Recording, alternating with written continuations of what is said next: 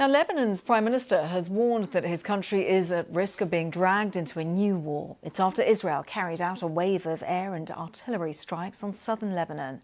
Lebanese media say that a girl is among 2 people killed in the Israeli strikes. They were ordered in response to rockets fired into Israel for the first time since November's ceasefire. The 3 rockets were intercepted and there were no injuries. Well, the Israeli military says it hit dozens of Hezbollah rocket launchers, though the militant group has denied responsibility for the attacks on northern Israel. Well, I spoke to our correspondents Hugo Bachega in Beirut and Dan Johnson in Jerusalem, and I started by asking Hugo how significant this escalation of violence is.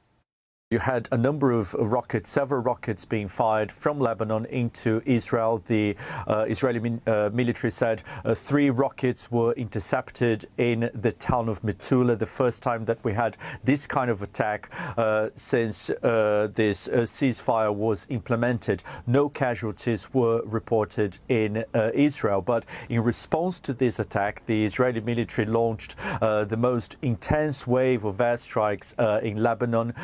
The military said it had targeted dozens of rocket launchers and a command center being used by Hezbollah here in Lebanon, which is obviously this powerful armed group and political movement here in the country. We had an update from the Lebanese authorities saying that at least 2 people were killed, including a child, as a result of those attacks. Now, no group has claimed responsibility for the attack from Lebanon earlier today. Hezbollah, which is the main armed group operating here in Lebanon, based in Lebanon, has denied having any kind of involvement in the attack. But what is interesting here is that this happens just days after Israel renewed its military operation in Gaza. So it could be that the attack today was a reaction to that.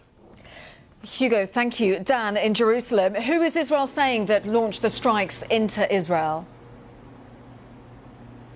The word from the Israeli government is that the origin of these rocket attacks is at the moment unconfirmed, but that in response the Prime Minister and the Defence Minister ordered Israel Defence Forces to launch those strikes against Hezbollah positions and targets. And that is because the Israeli perspective is that even if Hezbollah is denying responsibility, even if Hezbollah wasn't responsible, the fact that some armed group in the south of Lebanon felt emboldened enough, perhaps by the events of earlier this week in Gaza, to launch these rockets shows that there is now a new threat to citizens of northern Israel, something that the Israeli government and the defence forces take very seriously indeed. And the Israeli perspective will be that nobody would dare launch such a rocket attack from southern Lebanon without at least the possibility of Hezbollah sanctioning that they would at least have been aware of